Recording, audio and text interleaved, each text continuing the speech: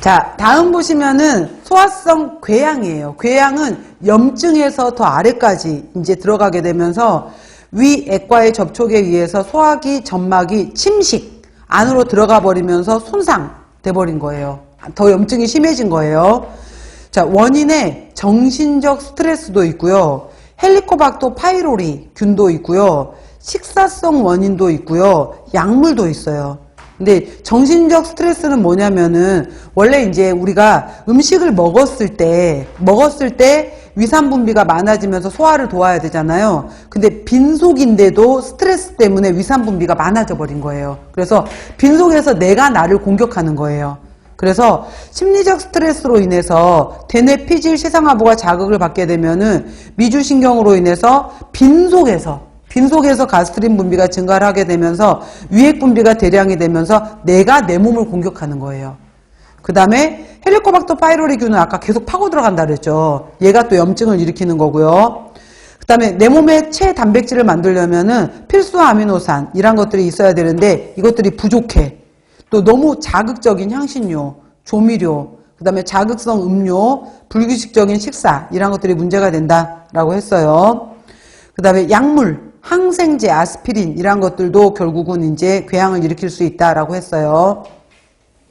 발생 기전 보시면은 우리 몸에는 이게 여러분들 아마 이제 항상성이라는 단어가 있는데 우리가 체온을 호메오스타시스라고 해서 우리 몸은 체온을 36.5도, 혈압을 120에 80 이런 식으로 해서 항상 몸의 모든 것들을 일정하게 유지시키려고 하는 게 있어요. 그래서 하나가 올리면은 또 하나가 내리면서 이거를 항상 일정하게 조절하려고 하는 것을 호메오스타시스라고 하거든요. 그래서 공격인자가 있으면 방어인자가 있어요. 우리 몸은. 근데 공격인자만 세지고 방어인자가 줄어들어 버리게 되면은 이제 몸에 병이 들어오는 거예요. 그래서 공격인자가 누구냐? 그러면은 이제 점막을 공격하는 과도한 인자는 위산, 펩신, 담즙, 약물, 알코올, 담배, 헬리코박터 파이로리, 히스타민 이런 것들이 공격인자라면은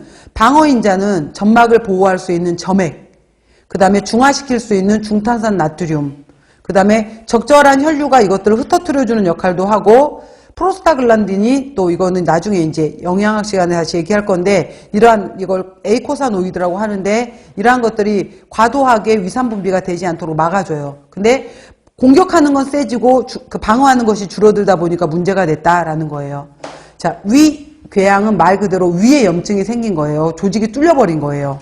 그래서 유문부의 아래쪽 유문부였어요. 여기에서 기능 이상으로 12지장 내용물이 절대 아래 것이 위로 올라오면 안 되잖아요. 아래 것이 올라와 버린다든지 그 다음에 위 점막의 방어 기능이 떨어진다든지 그래서 이거 그냥 중요한 건 아니지만은 점막이 이렇게 우리가 혈액이 있으면은 위산이 이렇게 한쪽에 몰려 있었어요. 그러면은 우리 몸은 항상 아래쪽에 모든 장기 모든 아래쪽에 혈관이 있어요. 이 혈관을 지나가는 혈류가 뭉쳐져 있는 위산들을 떨어뜨리는 역할을 분산시키는 역할을 해줘요. 아래쪽에서. 근데 이 혈류가 기능을 못하게 되면 위산이 뭉쳐져 있게 되면서 여기에 염증을 일으킨다 이 말이에요. 그냥 이건 좀 어려운 설명이니까 이 정도만.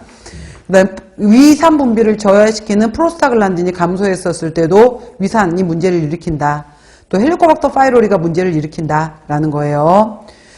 자, 이번에는 12지장 궤양도 있는데 위산 분비가 너무 많아지면서 계속해서 12지장이 위산에 너무 많이 노출이 돼 버리는 거예요. 이러한 것도 문제가 된다라는 것도 있고요. 12지장 자체적으로 점막에서의 방어 기능에 문제가 와버렸다. 즉 중탄산 나트륨이 부족하게 되면서 계속 위산에 노출이 되는 것도 있다. 즉 필수 아미노산이 부족하거나 너무 많이 먹었거나 불규칙적인 식사 습관, 자극적인 음식, 과음, 흡연 이란 거예요. 이게 불규칙적인 식사 습관이라는 것은 뭐냐면은 우리 몸이 일정하게 유지를 해요. 그래서 예를 들어서 여러분들 기준에서 뭐 오늘 학원에 나오시는데 나는 뭐 8시 정도에 7시에서 8시 사이에 아침밥을 먹었다. 그러고 학원에서 1시에서 2시 사이에 점심을 먹었어. 그리고 집에 간 다음에 뭐 7시 정도에 저녁을 먹어. 그럼 어느 정도 내 몸에 루틴이라는 게 있잖아요. 그렇게 되면은 내 몸도 이렇게 있다가 이쯤에 위산 분비를 해야 되겠다. 이쯤에 있다가 이렇게 위산 분비를 해야 되겠다. 이렇게 가다가 이쯤에 위산 분비를 해야 되겠다. 이러한 것들을 내 몸이 조절을 해요. 근데 부득이하게 내가 오늘 점심에 공부를 안 했거나 아니면은 앉아있다 보니까 소화가 잘 안 돼서 오늘 안 먹기로 했어. 굶어버린 거예요. 그럼 빈속인 데서 바로 이제 위산 분비만 많아져 버리면은 이 위산이 음식물하고 만나지 못하고 내가 내 위를 공격해 버리는 거예요. 그러니까 불규칙적인 식사 습관 이런 것들도 문제가 되는 거 얘기를 한다라는 거. 그다음 보시면 자, 증상의 경우에는 공복 시 위쪽에 상복부에 통증이 오고 토할 것 같아. 실제로 구토를 해. 더 심하면 위벽에 출혈, 더 아래쪽에 이제 혈관까지 출혈이 되고 영양소 소화흡수가 되지 않다 보니까 빈혈이 와.